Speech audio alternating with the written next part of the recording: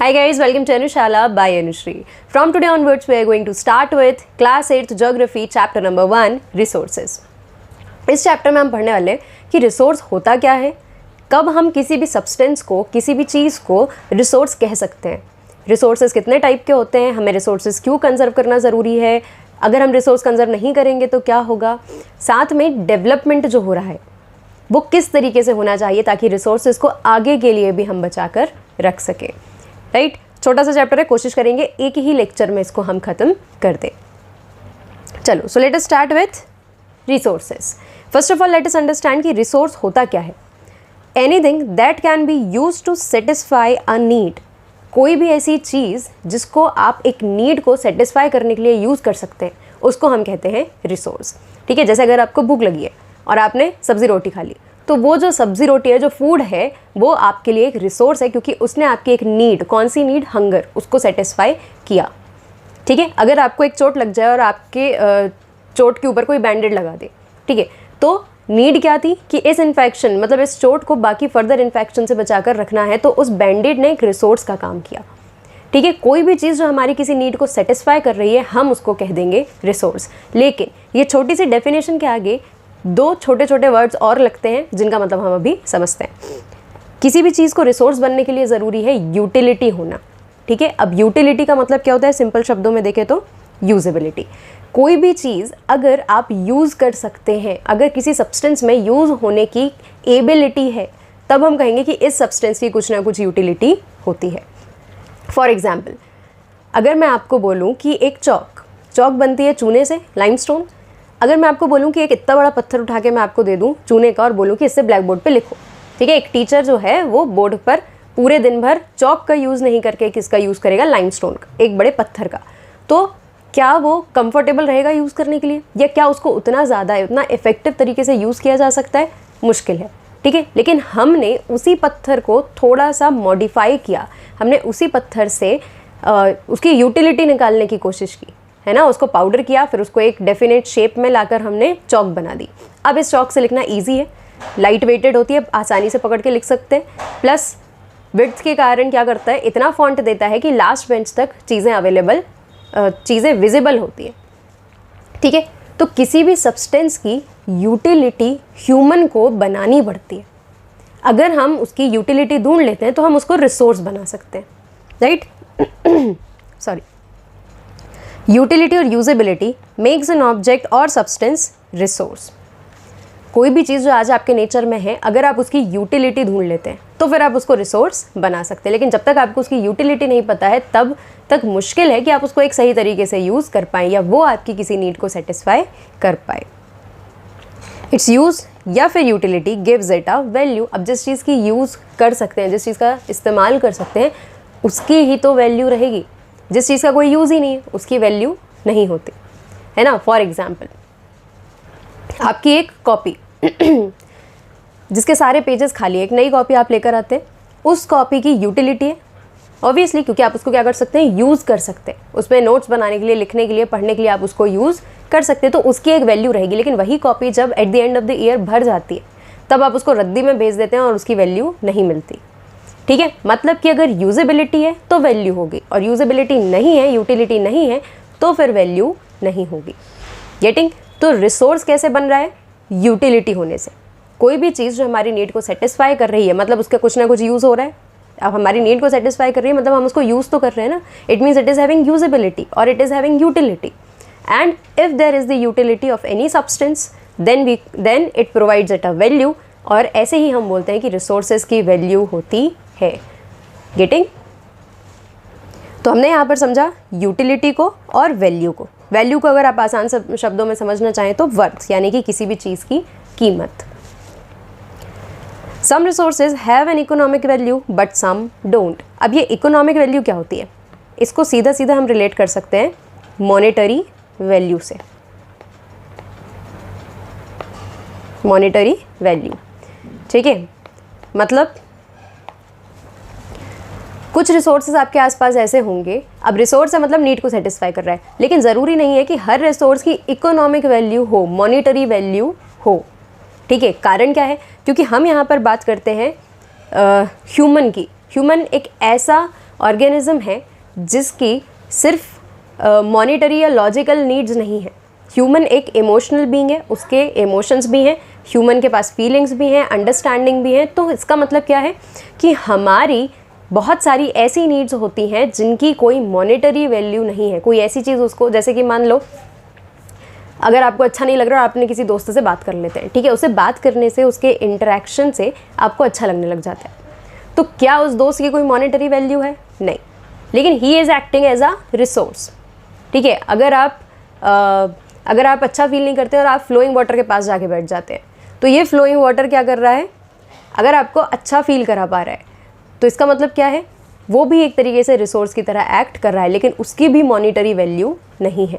वहीं पर जब इस फ्लोइंग वाटर को आप डैम से फ्लो कराकर क्या करते हैं? इलेक्ट्रिसिटी प्रोड्यूस करते हैं, तो ये इलेक्ट्रिसिटी की मॉनिटरी वैल्यू होती है, right. So it is not necessary कि सारे रिसोर्सेज की इकोनॉमिक वैल्यू हो, लेकिन फिर भी अगर वो आपकी नीड्स को सेटिस्फाई कर रहे हैं तो आप उनको रिसोर्स कहेंगे, right. Some resource can become economically valuable with time. This is another important thing. ज़रूरी नहीं है कि जो रिसोर्स की आज इकोनॉमिक वैल्यू नहीं है, मॉनिटरी वैल्यू नहीं है, उसकी फ्यूचर में भी कभी नहीं होगी। इसका सबसे अच्छा एग्जांपल आपके एनसीईआरटी में क्या दिया है? Home remedies. होम रेमेडीज़ का मतलब क्या है कि अगर किसी भी डिज़ीज़ को लेकर, किसी भी मेडिकल इशू को लेकर अगर आपके घर में कोई होम रेमेडी प्रिपेयर किया जाता है, घर के कोई घरेलू सामान को यूज़ करके कोई रेमेडी, कोई इलाज प्रिपेयर किया जाता है और उससे तबीयत ठीक हो जाती है ना। हम छोटे मोटे तरीके से देखते हैं कि थोड़ी बहुत तबीयत ख़राब होने पर सीधा डॉक्टर के पास जाने की जगह होम रेमेडीज़ जो सालों से चली आ रही हैं उनका यूज़ हम करने लग जाते हैं, ठीक है। अगर ऐसी कोई होम रेमेडी जिसको आज हम यूज़ कर रहे हैं वो हमारी नीड को सेटिस्फाई कर रही है, लेकिन उसकी कोई मॉनिटरी वैल्यू नहीं है, कल को कोई कंपनी आकर सोचती है कि अच्छा ये अच्छा इलाज है घरेलू चीज़ों से, तो हम इसको परचेज़ करके क्या करते हैं? मार्केट में और ज़्यादा सेल कर सकते हैं, लोगों को अवेयर करा सकते हैं, ठीक है।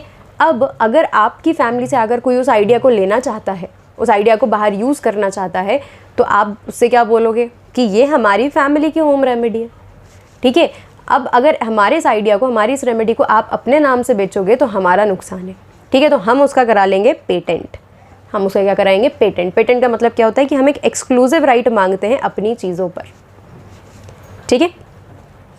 तो अगर आप उसका पेटेंट कराएंगे तो जितने भी बड़े लेवल पर वो होम रेमेडी बाज़ार में बिकेगी उतना पैसा आपको मिलेगा, ठीक। तो उस चीज़ की, उस रिसोर्स की इकोनॉमिक वैल्यू पहले नहीं थी, लेकिन समय के साथ, टेक्नोलॉजी के साथ क्या होता है, उसकी इकोनॉमिक वैल्यू बन सकती है। मतलब कि हर रिसोर्स के पास एक इकोनॉमिक वैल्यू होने की पोटेंशियल होती है ज़्यादातर। Time and technology changes substance into resource over time, ठीक है। टाइम और टेक्नोलॉजी, क्यों टाइम की बात हम यहाँ पे क्यों कर रहे हैं? टेक्नोलॉजी तो समझ में आता है कि ठीक है, आज जिन चीज़ों को यूज़ करने की टेक्नोलॉजी नहीं है, कल डेवलप हो सकती है, क्योंकि अल्टीमेटली टेक्नोलॉजी कौन बना रहा है? ह्यूमन, ठीक है। लेकिन हमने टाइम क्यों लिखा है? क्योंकि टाइम के अकॉर्डिंग नीड्स जो है वो चेंज होते जाती है, right. Human itself is a resource. Human अपने आप में एक रिसोर्स है। अब ह्यूमन रिसोर्स क्यों कहते हैं? क्योंकि रिसोर्सेज के 3 टाइप होते हैं, natural resource, man made resource और ह्यूमन रिसोर्स। जब ह्यूमन खुद एक रिसोर्स की तरह एक्ट करने लग जाता है, ठीक है, रिसोर्स की तरह एक्ट कर रहा है मतलब वो किसी की नीड को सेटिस्फाई कर रहा है, कुछ सर्विसेज प्रोवाइड कर रहा है, कुछ स्किल और नॉलेज को यूज़ करके सोसाइटी में प्रोडक्टिव चीज़ें बनाने की कोशिश कर रहा है, तो वो खुद एक रिसोर्स की तरह एक्ट कर रहा है, तभी आप उसको कहते हैं ह्यूमन रिसोर्स। और ह्यूमन रिसोर्स बन रहा है मतलब उसकी यूटिलिटी भी है, कुछ ना कुछ तो वो कर पा रहा है, ठीक है, स्किल से, अपने नॉलेज को, टेक्नोलॉजी को यूज़ करके। और अगर वो ऐसा कर पा रहा है तो उसकी वैल्यू यहाँ पर होगी, उस पर्टिकुलर ह्यूमन बीइंग की, ह्यूमन रिसोर्स की वर्थ होगी, ठीक है। Human itself is a resource. कैसे? क्योंकि ह्यूमन के पास आइडियाज़ हैं, ह्यूमन के पास नॉलेज है, ह्यूमन इन्वेंशंस और डिस्कवरीज कर सकता है, ठीक है। आई होप आपको इन्वेंशन और डिस्कवरी के बीच का डिफरेंस पता होगा। इन्वेंशन का मतलब जब ह्यूमन कुछ नया बना देता है आउट ऑफ द बॉक्स, ठीक है। लेकिन डिस्कवरी का मतलब वो चीज़ ऑलरेडी नेचर में प्रेजेंट है, बस हम ह्यूमंस उसको जान नहीं पाए हैं, अब तक हमने खोज कर ली है, ठीक है। इन्वेंशन मतलब आविष्कार और डिस्कवरी मतलब खोज। पहले से चीज़ें थी, हम नहीं जान पा रहे थे, तो हमने धीरे धीरे करके उनको पता कर लिया, ठीक है। इन सारी चीज़ों के कारण ही ह्यूमन जो है वो क्या है? एक रिसोर्स बना हुआ है, ठीक है। और ह्यूमन की सबसे अच्छी खासियत क्या है? ह्यूमन रिसोर्स की सबसे अच्छी खासियत क्या है कि ह्यूमन एक रिसोर्स से बहुत सारे रिसोर्सेज बना सकता है, अपने स्किल से, अपने नॉलेज से बहुत सारे रिसोर्सेज को तैयार कर सकता है। अगर हम एग्जांपल लेते हैं ह्यूमन रिसोर्स में टीचर का, ठीक है, अब एक टीचर है जिसको अपने सब्जेक्ट का नॉलेज है, जिसको नॉलेज डिलीवर करने की स्किल पता है, ठीक है, जिसको क्लास हैंडल करने की स्किल पता है, और उसको ये पता है कि बच्चों के अंदर किसी भी चीज़ के नॉलेज को, बेसिक नॉलेज को इनकलकेट कैसे करना है, समझाना कैसे है, उनकी प्रॉब्लम्स को सॉल्व कैसे करना है, ठीक है।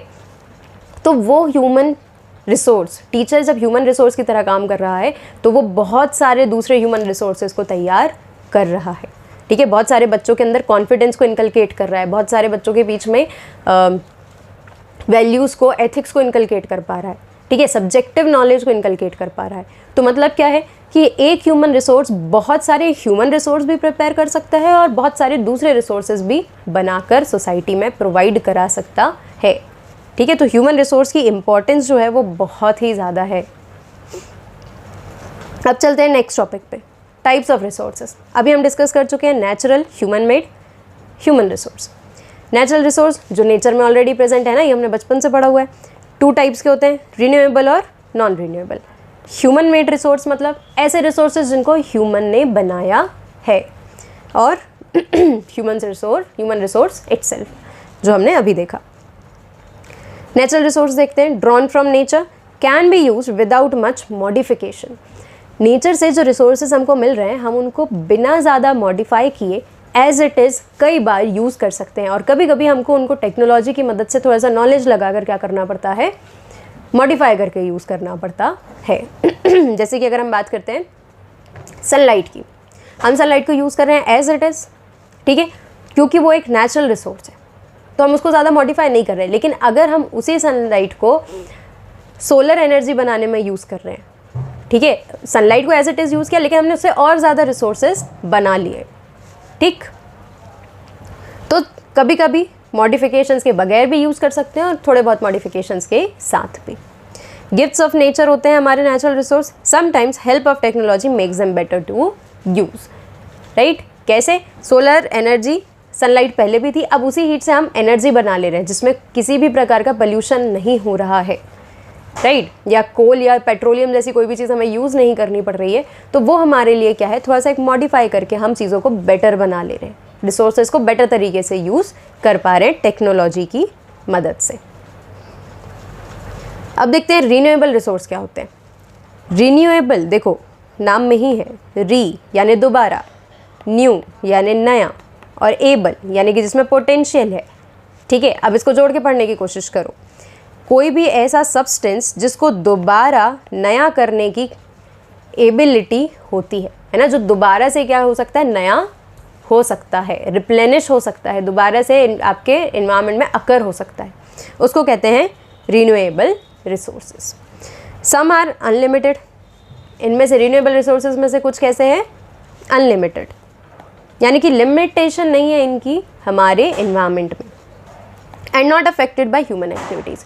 और ज़्यादातर ये रिसोर्सेज ह्यूमन एक्टिविटी से ज़्यादा अफेक्ट नहीं होते, जैसे कि विंड एनर्जी या सोलर एनर्जी, ठीक है। आप कितना भी कुछ भी करते रहो, सन की हीट जो है वो तो है ही सही, ठीक है। लेकिन यहीं पर अगर हम बात करते हैं वाटर की, जो है तो हमारे नेचर में अनलिमिटेड, लेकिन स्टिल ह्यूमन एक्टिविटी से अफेक्ट होते हैं। क्यों? क्योंकि इनकी क्वांटिटी में फ़र्क आता है। हमारे यूज़ करने से जो अनलिमिटेड पानी है, बड़ी सी जो नदी है, उसके अंदर हम जब पोल्यूशन कर रहे हैं तो उसकी वाटर क्वालिटी डिग्रेड हो रही है, उसमें रहने वाले एक्वेटिक एनिमल्स की लाइफ को डेंजर हो रहा है, ठीक है। तो स्टिल इनका केयरलेस यूज़ अगर हम करते चले जाएंगे तो अनलिमिटेड चीज़ें भी क्या होते जाएंगी, ख़राब होते चले जाएंगी। जैसे कि एयर, ठीक है, इसमें हम एयर को भी ले सकते हैं। एयर पोल्यूशन हमारे कारण हो रहा है, ठीक है। एयर तो रहेगी लेकिन उसकी क्वालिटी ख़राब हो जाएगी because of the careless use of human activities. Non renewable resource देखते हैं क्या होते हैं। नॉन रिन्यूएबल रिसोर्स का मतलब लिमिटेड स्टॉक है, और लिमिटेड क्यों बोल रहे हैं, क्योंकि दोबारा से रिन्यू नहीं हो पाएंगे। देखो यहाँ पर एक छोटा सा कंसेप्ट हमें समझने की ज़रूरत है कि जब हम नॉन रिन्यूएबल रिसोर्स की बात करते हैं तो ये एग्जैक्टली नॉन रिन्यूएबल नहीं है, लेकिन ये रिन्यू होने में इतना लंबा समय लेंगे, थाउजेंड्स ऑफ ईयर्स ले लेंगे, मिलियंस ऑफ ईयर ले लेंगे, कि ह्यूमन लाइफ स्पैन उतना होता ही नहीं है, या किसी भी एक पर्टिकुलर पर्सन की जनरेशन इतनी लंबी चलती ही नहीं है कि हम इस तरीके से नोटिस कर पाएँ कि ये रिसोर्सेज जो हैं दोबारा से रिन्यू हो रहे हैं, रिप्लेनिश हो रहे हैं। तो हम इनको मान के ही चलते हैं कि हमारी लाइफ स्पैन के हिसाब से इतने लंबे समय में ये रिन्यू होंगे, तो हमने इनको नॉन रिन्यूएबल ही मान लिया है। ह्यूमन एग्जिस्टेंस के लिए पॉसिबल नहीं है इनका दोबारा से रिन्यू होकर देख पाना, ठीक है, क्योंकि ये फॉसिल से बनते हैं, बहुत लंबा समय लगता है इन चीज़ों में, right. Takes thousands of years to replenish, example coal and petroleum, जिनको हम फॉसिल फ्यूल्स भी बोलते हैं, ठीक है। Distribution of natural resource depend upon physical factors, terrain, climate, altitude. It means there is unequal distribution of resources. देखो, अब अभी तक आपने जितनी भी ज्योग्राफी पढ़ी, आपको एक चीज़ समझ में आएगी कि पूरे अर्थ के ऊपर सारी जगह के ज्योग्राफिकल फीचर्स अलग अलग होते हैं। कहीं पर डेजर्ट है, कहीं पर ओशन है, कहीं पर प्लेट्यूज हैं, कहीं पर प्लेन्स हैं, कहीं पर घाट्स हैं। तो इसका मतलब क्या है कि ज्योग्राफी अलग अलग है, और ज्योग्राफी अलग अलग होने के कारण, क्लाइमेट के अलग अलग होने के कारण रिसोर्सेज भी अलग अलग अमाउंट में ही पाए जाते हैं। कारण क्या है? कई रिसोर्सेज प्लेट्यू एरिया में पाए जाते हैं, ठीक है, कई रिसोर्सेज अच्छे ह्यूमिड क्लाइमेट में पाए जाएंगे, ठीक है। जैसे अगर हम डेजर्ट की बात करते हैं, तो डेजर्ट में मिलने वाले जो रिसोर्सेज हैं वो अलग होंगे एक इक्वेटर वाली जगह पर, जहाँ पर रोज़ रेनफॉल हो रही है, एवरग्रीन फॉरेस्ट में, है ना। रिसोर्सेज क्यों अलग अलग होंगे? क्योंकि क्लाइमेट अलग है, जोग्राफिकल लोकेशन अलग है, जोग्राफिकल फैक्टर्स, टेरेन अलग अलग है ना, फिजिकल फीचर्स अलग अलग है। दैट इज़ वाई हमारे पूरे अर्थ के ऊपर रिसोर्सेज बहुत सारी जगह पर है, लेकिन आप ये नहीं कह सकते कि हर एक जगह पर, हर एक कंट्री के पास रिसोर्सेज बराबर है, because of the unequal distribution of resources, ठीक है। क्योंकि जिसने भी ज्योग्राफी बनाई है, मतलब जिसने भी अर्थ बनाई है, नेचर जैसे भी इवॉल्व हुआ है, वो स्केल पेंसिल को लेकर इवॉल्व नहीं हुआ कि हर जगह पर इक्वल डिस्ट्रीब्यूशन कर दिया जाए, ठीक है। तो किसी किसी जगह पर ढेरों रिसोर्स एक साथ मिल जाते हैं, कहीं कहीं पर थोड़े बहुत रिसोर्स मिलते हैं, कहीं कहीं पर बिल्कुल भी रिसोर्स नहीं मिलते हैं, ठीक है। देन ह्यूमन मेड रिसोर्स के बारे में बात करते हैं। अब ह्यूमन क्योंकि एक रिसोर्स खुद है, इसलिए वो ह्यूमन मेड रिसोर्स बना पा रहा है, ठीक है। Humans use natural resources to make something more useful, human made resources. Human ने नेचुरल रिसोर्सेज को यूज़ करके अगर कुछ ऐसी चीज़ें बना ली हैं जो उसके ज़्यादा यूज़ में आती हैं, ठीक है, या वो उनको बेटर तरीके से यूज़ कर पाता है, तब हम इसको कहेंगे ह्यूमन मेड रिसोर्स, ठीक है। जैसे कि पॉटरी, ठीक है, मिट्टी के घड़े बनाने सीखे जब ह्यूमन ने अर्ली टाइम पे, तब उन्होंने किससे बनाए घड़े? मिट्टी से बनाए। आज भी हम मिट्टी से बना रहे। मिट्टी यानी कि सॉइल जो है वो एक नेचुरल रिसोर्स है, अवेलेबल है, लेकिन मिट्टी एज इट इज़ फॉर्म में ह्यूमन के स्टोरेज करने के काम तो नहीं आ रही थी ना, खाना स्टोर करने के काम तो नहीं आ रही थी। जब उसने उससे घड़ा बनाया, उसको धूप में सुखाया, तब उसको समझ में आया कि अच्छा, अब हम इस तरीके से पॉट्स बनाकर, यूटेंसिल्स बनाकर इसके अंदर सामान को स्टोर कर सकते हैं जो हमारी किसी नीड को सेटिस्फाई कर रहा है। तब जाकर कहीं पॉटरी जो हुई वो ह्यूमन मेड रिसोर्स बनती है। लेकिन ह्यूमन ने इस रिसोर्स को बनाया कैसे? क्योंकि उसके पास थोड़ा सा नॉलेज था, ठीक है, क्योंकि वो ट्रायल एंड एरर मेथड को यूज़ कर सकता था। 10 बार घड़े बिगाड़े होंगे, तब 11वीं बार जाकर शायद कहीं एक सही घड़ा बना होगा। Getting? Building, roads, machinery, vehicles etcetera, ये सारी के सारे क्या हैं? Human made resource. Technology itself is a human made resource.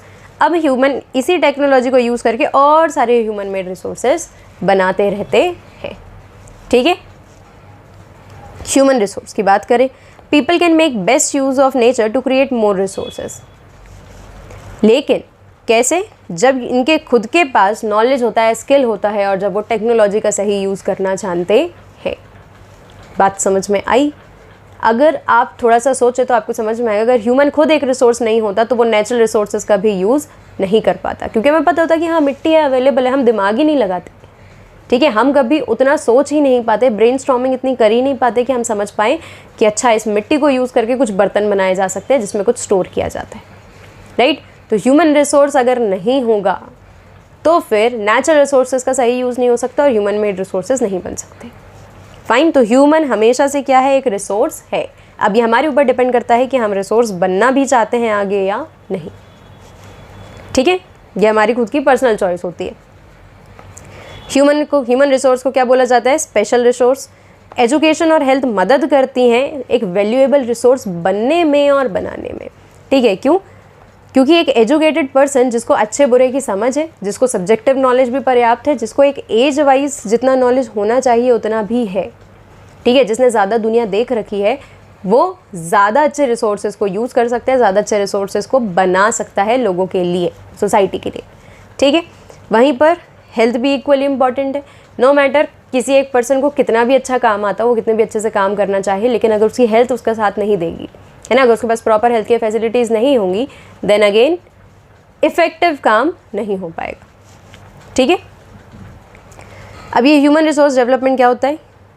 Human resource development का मतलब है कि जब ह्यूमन को हम रिसोर्स मानते हैं तो हमें उसके डेवलपमेंट के लिए भी कुछ काम करने पड़ते हैं, ठीक है। ह्यूमन रिसोर्स डेवलपमेंट कैसे होता है?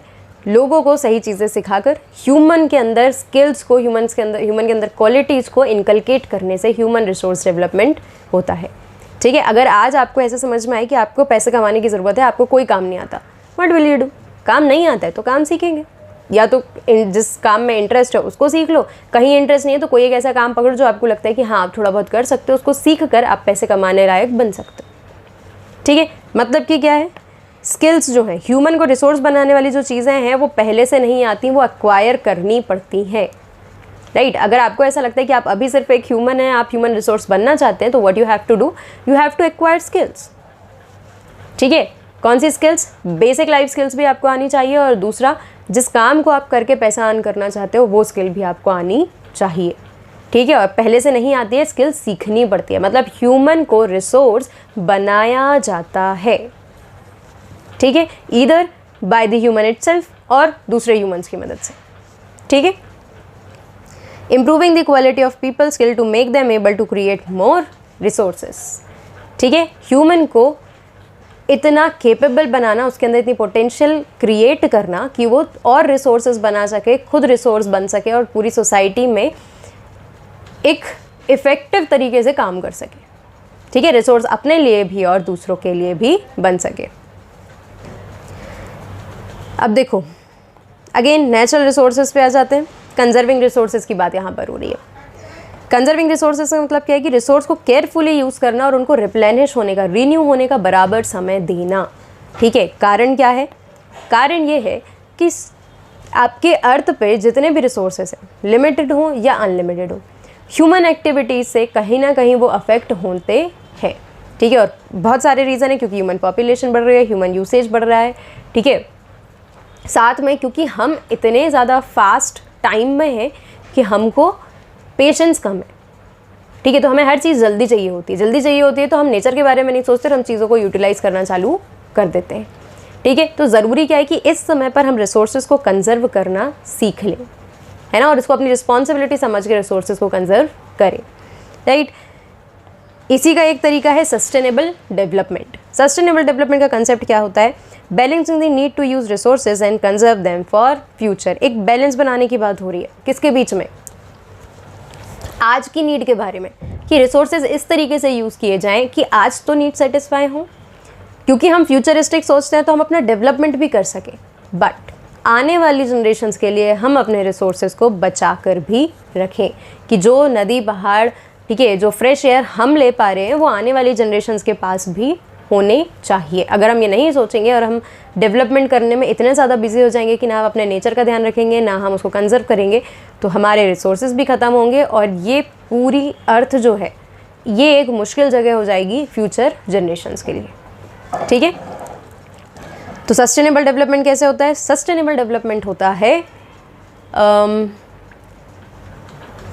3 R's की मदद से। Reduce, reuse, recycle. बहुत सारे तरीके हैं, लेकिन बेसिक सस्टेनेबल डेवलपमेंट का यही है कि हम इन 3 R's को फॉलो कर सकें। रिड्यूस यानी यूसेज को कम करना, रिसोर्सेज को कम से कम यूज़ करो, जितना ज़रूरी है उतना यूज़ करो, अदरवाइज़ मत करो, ठीक है। रीयूज़, जितना ज़्यादा चीज़ों को रीयूज़ कर सकते हो, फाइनली उनको डिस्कार्ड करने के पहले, है ना, जितना ज़्यादा रीयूज़ कर पाओगे उतना ज़्यादा अच्छा होगा। क्यों? क्योंकि जब आप रीयूज़ करोगे तो आप नया सामान खरीदने की जगह पुराना यूज़ कर रहे हो, ठीक है। Then recycle.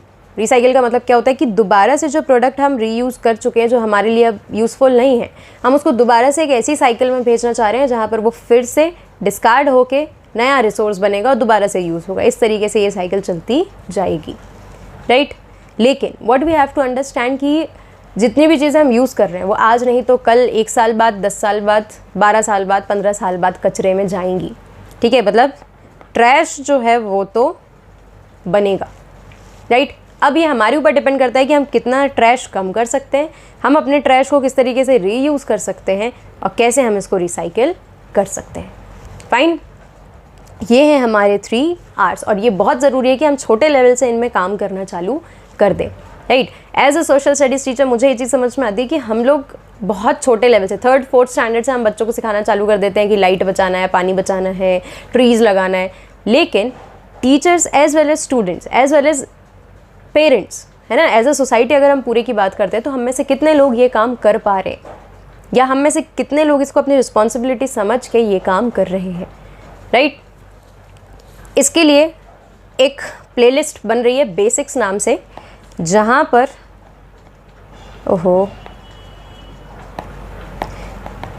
हम क्या करने वाले हैं, कुछ बेसिक चीज़ों के बारे में एक सिंपल सा डिस्कशन करने वाले हैं। जैसे कि अगर आपने वो वीडियो देखा है अनुशाला पर रामनवमी वाला, है ना, it was all about basics. ठीक है, एक लाइफ के बेसिक क्या होने चाहिए जो मुझे समझ में आते हैं, जो मेरी लाइफ के बेसिक्स हैं, मैंने उनके बारे में डिस्कस वहाँ पर किया है, राइट। तो अगर इस तरीके के मैसेजेस जो मुझे लगता है कि हमारी जनरेशन को बताना ज़रूरी है, एक अवेयरनेस क्लिक होनी ज़रूरी है, तो उसके लिए इस तरीके की एक प्लेलिस्ट बनाई जा रही है, जहाँ पर आई विल ट्राई कि ये सस्टेनेबल डेवलपमेंट के ऊपर किस तरीके से ट्रैश को हम मैनेज कर सकते हैं अपने घर पे रहकर, जितना हमसे हो पा रहा है। हम सारे लोग परफेक्ट नहीं हैं और हम किसी भी चीज़, कोई भी काम अच्छा करने के लिए परफेक्ट होने का वेट नहीं कर सकते, बहुत देर हो जाएगी, राइट। तो हमसे जितना हो सकता है, हम जितना कर सकते हैं रिस्पॉन्सिबिलिटी लेकर, हम उतना तो करें।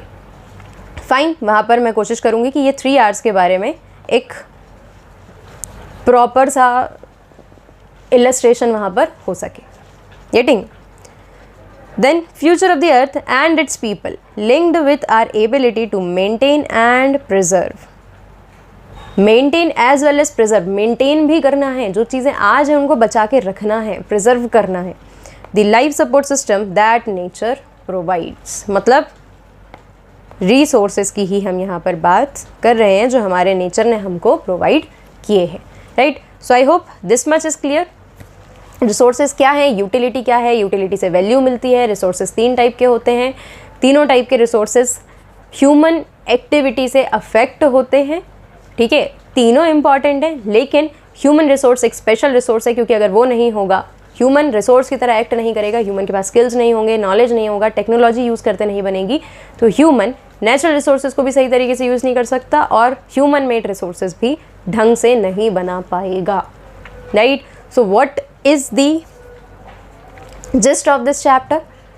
ह्यूमन हम बाय डिफ़ॉल्ट बन गए, हमसे बिना पूछे हमें ह्यूमन बना दिया गया है, लेकिन ह्यूमन रिसोर्स बनना या नहीं बनना हमारी खुद की चॉइस है, ठीक है। और बेसिकली चॉइस है नहीं, ह्यूमन रिसोर्स बनोगे तो लाइफ आपकी बेटर होगी और आपके आसपास की भी लाइफ अच्छी हो सकती है ना। हम सोसाइटी को कुछ प्रोडक्टिव दे सकते हैं अगर एक ह्यूमन रिसोर्स की तरह हम एक्ट करते हैं तो। Fine, so this is it for today. Stay tuned for the next lecture. Thank you so much. If you have any doubt comment section में पूछ सकते हो, शेयर कर दो अपने फ्रेंड्स के साथ, क्योंकि समर वेकेशंस में सिर्फ थोड़ा बहुत सिलेबस भी कवर हो जाए तो अच्छा है ना, आगे की तैयारी में आसानी होगी, right. And if you haven't subscribed yet to Anushala, kindly subscribe it. Thank you so much.